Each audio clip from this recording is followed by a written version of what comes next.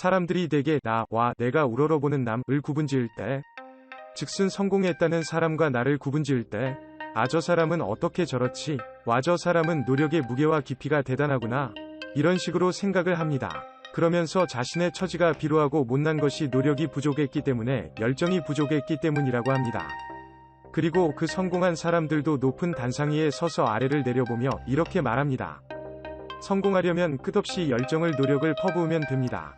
라면서 말입니다. 마치 성공이라는 공식은 사람마다 개개인의 노력 능력치가 달려있어서 마치 노력 스카우터로 사람들을 보면 빌 게이츠는 노력 에너지 수치 99억 9999만 9999, 서울역 노숙자는 노력 에너지 수치 1, 이런 식으로 사람마다 노력, 열정 에너지의 총량이 정해져 있고 그것이 성공으로 향하는 직속 요소라고 말을 합니다. 저 사람이 성공한 이유는 노력과 열정이 엄청나서, 내가 성공을 못한 것은 열정이 부족해서 노력이 부족해서 라고 하죠. 그러면서 아무리 내가 부당한 대우를 당하고 부당한 처우를 당하건 스스로 단정 짓기를 그것이 내 분수에 당연하다고 생각을 합니다. 그러나 사실 성공의 뒷막에는 그보다 훨씬 더 복잡한 현상으로 때로는 우연처럼 이루어지는 것입니다. 사람은 개인 혼자서 이룰 수 있는 것이란 거의 전무합니다. 황야의 원시인처럼 아무것도 할 수 없죠. 맨몸으로 노력하고 열정 엄청나게 뛰고 사냥하고 해봐야 그날 사냥에 그날 먹고 살고, 그마저도 못하면 바로 죽음을 직면하는 운명입니다. 그만큼 사람 한 명 개인 한 명이란 형용할 수 없이 한없이 나약한 것이죠.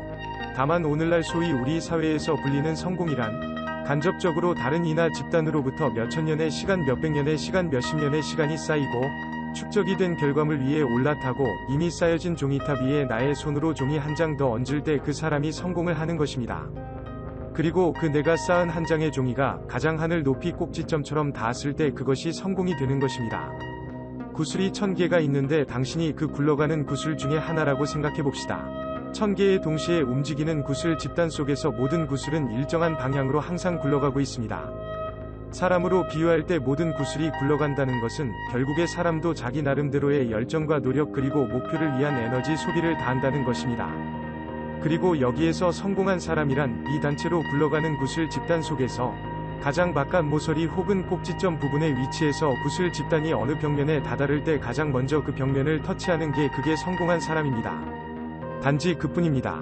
가장 바깥 모서리에 있는 모서리 구슬은 자신의 뒤를 받쳐주고 있는 중간 구슬이 있기 때문에 모서리에 위치할 수 있는 것입니다. 성공했다는 사람도 이와 다르지 않습니다. 자신의 뒤에 그리고 중간 부분에 있는 구슬이 자신이 가고자 하는 경로를 받쳐주고 있죠. 성공한 사람의 위치와 기원이란 그런 것입니다.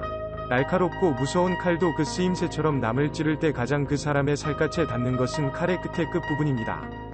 그리고 그 살갗에 가장 먼저 닿게 되는 칼의 끝 부분은 결국 어느 한 철분자로 이루어져 있겠지요. 사람으로 치면 서울역 한국의 노숙자도 미국의 대부호 빌 게이츠도 물리적으로 신체적으로 따지면 한 명의 사람일 뿐이지만 하나의 철분자. 단지 그 위치가 한 명은 가장 날카로운 칼 끝 빌 게이츠, 다른 한 명은 칼의 손잡이에서 거뭇거뭇하게 손때 묻으면서 갈려나갈랑 말랑하는 위치 노숙자 이것입니다. 노력이건 열정이건 어쨌건 간에 하는 일은 거기서 거기입니다. 구슬은 똑같이 굴러가게 되어 있습니다. 그러면 성공한 사람들이 노력, 열정 강조하는 경우는 뭐냐고요? 그 사람 본인들도 사실은 본인이 왜 성공했는지 정확히 모르고 하는 소리이기 때문이 그렇습니다. 원래 사람이 지난 과거를 생각할 때 본인이 고생한 내용이 가장 크게 느껴지는 것이 당연한 것입니다. 초등학생한테도 인생에 고민이 없냐고 물어보면 학교 숙제 때문에 힘들고 스트레스 받아요? 라고 대답합니다. 내가 남들보다 더한 고통을 느꼈기 때문에 나는 성공했다. 혹은 나는 남들보다 더 고통을 느꼈기 때문에 앞으로 성공할 것이다. 등의 사회에 만연해 퍼져 있는 개념들 와중에 실제로는 노력과 열정의 양이 달라서 성공을 결정지은 게 아니라 시야의 차이가 달라서 성공을 결정지은 것이 맞습니다. 노력, 열정 등의 지극히 추상적인 개념으로 수학적 통계인 것처럼 성공을 설명하는 것이 어리석은 일입니다. 사람이 초사이언이라고 생각을 하지 말아야 합니다. 애초에 사람이자 한 개인은 연약하고 미약하다는 것부터 인정을 해야만 합니다. 나와 저 사람의 차이가 하늘과 땅의 차이라고 생각하지 말아야 합니다. 다만 저 사람이 하늘에 떠 있다라면 똑같이 사지 멀쩡히 달린 육신을 가지고 저 사람은 비행기라는 부유체 위에 올라탔을 뿐이라는 사실을 알아야 하는 겁니다. 그것이 다시 곱씹어서 최고가 되기 위해서 나는 어차피 사람일 뿐이라는 사실을 재확인해야 한다는 것이죠. 사람이 두 팔을 펼쳐서 새처럼 날 수는 없지만 대신 비행기라는 다른 응용물을 통해서 날 수 있다는 것. 그것부터 시작을 해야 하늘을 나는 사람이 될 수 있는 겁니다. 내가 내 손으로 할 수 있는 것은 없다는 것부터 인정을 하고 구슬 집단의 모서리가 되기로 마음을 먹어야 합니다. 그리고 그러기 위해서는 노력 열정 따위 거짓 성공 요소를 따르며 인생을 사기당하는 것이 아니라 나의 위치가 어디 있고 구슬 집단의 가장 바깥 모서리가 어느 방향을 확인하고 있는지 나와 얼마나 멀리 떨어져 있는지를 끊임없이 재확인해야 합니다. 그리고 내가 지금 얼마나 큰 역사적인 축적의 결과물 위에 살고 있는지, 얼마나 고귀한 기회 위에 숨쉬고 있는지 재확인해야 합니다. 노력이나 열정으로 나를 증명하여 승부를 보겠다는 아집이 아니라 내가 지금 이 고귀하고 소중한 기회에 올라타 있는 동안 기회가 떠나가기 전 반드시 쇼부를 봐야 하겠다는 급박함, 이것입니다. 달리기, 내가 세상에서 가장 잘하는 사람이 되겠다고 생각을 해서 전력 질주로 달리는 것이 아니라 지금 이 기회가 아니라면 두 번 다시 달린다 라는 것이 의미가 있는 때가 없다는 것을 알기 때문에 지금 이 순간 가장 달리기가 필요한 순간에 끝까지 달리고 또 달리는 것입니다. 지금 가진 기회를 최대한으로 레버리지 하기 위해서 또 다시 기회가 오지 않을 것을 너무 잘 알기 때문에 달리는 것입니다. 수천 년의 인류의 과학 기술이 고스란히 축적된 종합된 결과물인 비행기를 타면서 사람이 하늘을 날아다닐 수 있듯이 당신이 지금 이 순간 현재 이 영상을 보는 시점은 인류 역사상 가장 진보된, 가장 발전된, 가장 현재이자 가장 미래인 이 순간입니다. 이 순간 당신은 지금 현재 위치가 무엇이건 간에 특정한 기회 위에 이미 올라타 있습니다. 단지 스스로가 그것을 모르고 또 무시할 만큼 오만한 것이죠. 컴퓨터도 인터넷도 단지 30년 전만 해도 사람들이 꿈도 못 꾸던 그런 기회 위에 당신이 올라타 있는 것입니다. 그런데도 그런 철저한 사실과는 별개로 너무나 많은 이 세상 사람들은 단순히 겉으로만 보이는 높낮이 고도 때문에 현상이 아니라 내가 잘났느냐 당신이 못났냐 등을 기준으로 남과 나를 구분하고 내가 조금이라도 낮은 위치에 있다는 게 확인이 되면 거기에 순응을 하고 평생 그 밑단계 밑계급만 배회하기를 자발적으로 반복합니다. 대항해 시대의 스페인 피사로의 남미 대륙 원정 이야기를 보면 이런 이야기가 나옵니다.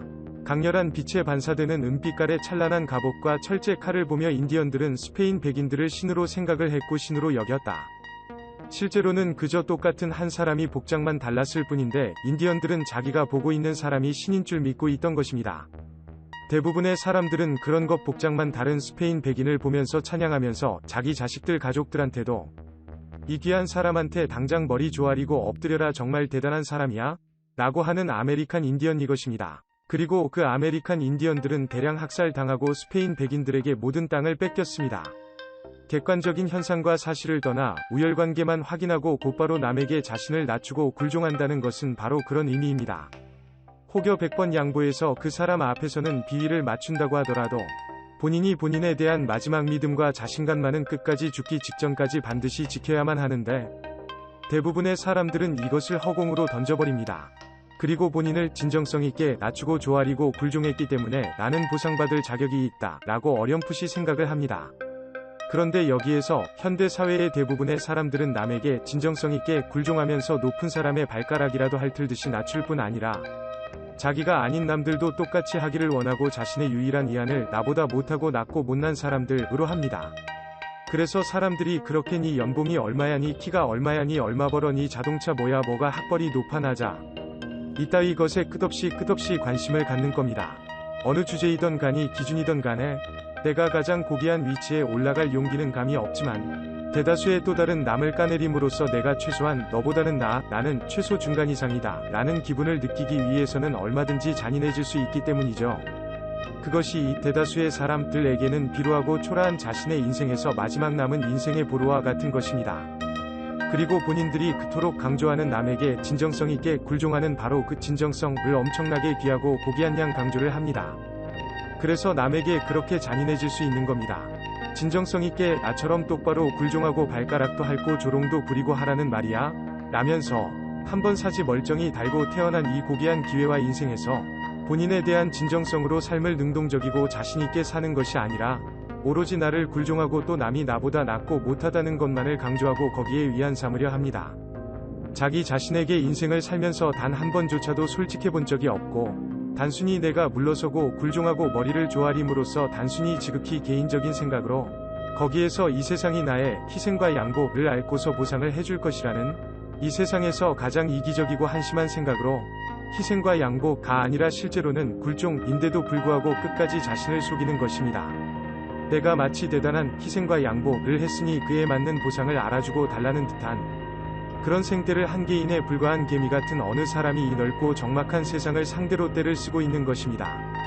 장난감을 못 가져 부모 앞에서 누워 울고불며 떼를 쓰는 어린이와 같은 심리이지만 다만 나이가 먹었으니 그걸 고상한 표현으로 정당한 척 타당한 척 하면서 이런저런 이유를 본인도 알지도 못하면서 갖다 붙입니다.